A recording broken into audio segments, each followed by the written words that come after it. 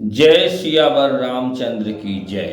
श्री रामचरित मानस सुंदर कांड। जामवंत के बचन सुहाए, सुनी हनुमंत हृदय अति भाए। तब लगी मोहि परीखेउ तुम भाई, सही दुख कंद मूल फल खाई। जांबवान के सुंदर वचन सुनकर हनुमान जी के हृदय को बहुत ही भाए। वे बोले, हे भाई, तुम लोग दुख सहकर कंदमूल फल खाकर तब तक मेरी राह देखना। जब लगी आओ सीता ही देखी, होई ही काजू मोही हरस विशेषी। यह कही नाई सबहिनि कहु माथा, चले हरसी ही अधरी रघुनाथा। जब तक मैं सीता जी को देखकर लौट न आऊं, काम अवश्य होगा, क्योंकि मुझे बहुत ही हर्ष हो रहा है। यह कहकर और सबको मस्तक नवाकर तथा हृदय में श्री रघुनाथ जी को धारण करके हनुमान जी हर्षित होकर चले। सिंधु तीर एक भूधर सुंदर, कौतिक कूदि चनेऊ ता ऊपर। बार बार रघुवीर संभारी, तरके पवन तनय बल भारी। समुद्र के तीर पर एक सुंदर पर्वत था। हनुमान जी खेल से ही अनायास ही कूदकर उसके ऊपर जा चढ़े और बार बार श्री रघुवीर का स्मरण करके अत्यंत बलवान हनुमान जी उस पर से बड़े बेग से उछले।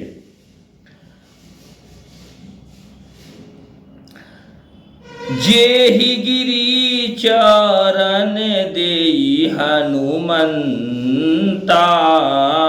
चले सोगा पाताल तुरंता। जिमि अमोघ रघुपति कर बाना, एहि भांति चले हनुमाना। जिस पर्वत पर हनुमान जी पैर रख कर चले, जिस पर से वे उछले, वह तुरंत ही पाताल में धंस गया, जैसे श्री रघुनाथ जी का अमोघ बाण चलता है, उसी तरह हनुमान जी चले। जात पवन सुत देवन देखा, जाने कहू बल बुद्धि वीर शेषा। सुरसा नाम अहीन कै माता, पठाई नहीं आई कही तेहि बाता। देवताओं ने पवन पुत्र हनुमान जी को जाते हुए देखा।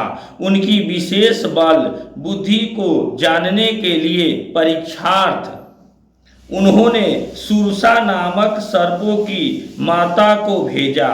उसने आकर हनुमान जी से यह बात कही, आजु सुर न मोहि दिन आहारा, सुनत बचन कह पवन कुमारा। राम काजू करी फिरी मैं आओ, सीता कई सुधी प्रभु ही सुनाओ। आज देवताओं ने मुझे भोजन दिया है, यह वचन सुनकर पवन कुमार हनुमान जी ने कहा, श्री राम जी का कार्य करके मैं लौट आऊं और श्री सीता जी की खबर प्रभु को सुना दूं। तब तो बदन पैठे हऊ आई, सत्य कहऊ मोहि जान दे माई। कवने हुतन दे नहीं जाना, ग्रस सीन मोहि कहेऊ हनुमाना। तब मैं आकर तुम्हारे मुंह में घुस जाऊंगा, तुम मुझे खा लेना हे माता, मैं सत्य कहता हूँ। अभी मुझे जाने दे। जब किसी भी उपाय से उसने जाने नहीं दिया, तब हनुमान जी ने कहा, तो फिर मुझे खा न ले। जो जन भरी ते ही बदनु पसारा, कपितनु किन्ह दुगुनु विषतारा। 16 जो जन मुख ते ही ठयऊ, तुरत पवन सुत 32 भयऊ। उसने योजन भर 4 कोस में मुंह फैलाया। तब हनुमान जी ने अपने शरीर को उससे दूना बढ़ा लिया। उसने 16 योजन का मुख किया। हनुमान जी तुरंत ही 32 योजन के हो गए। जस जस सुरसा बदनु बढ़ावा, तासु दून कपि रूप देखावा। 7 योजन ते ही आनन कीन्हा, अति लघु रूप पवन सुत लीन्हा। जैसे जैसे सुरसा मुख का विस्तार बढ़ाती थी, हनुमान जी उसका दूना रूप दिखलाते थे।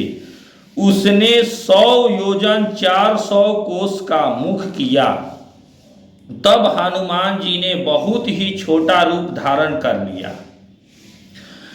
बदन पैठी पुनि बाहिर आवा, मागा बीदाताही सिरुनावा। मोहि सुरन जेहि लागी पठावा, बुद्धि बल मरमु तोर मैं पावा। अवर वे उसके मुख में घुस कर तुरंत फिर बाहर निकल आए और उसे सिर नवाकर विदा मांगने लगे। उसने कहा, मैंने तुम्हारे बुद्धि बल का भेद पा लिया, जिसके लिए देवताओं ने मुझे भेजा था।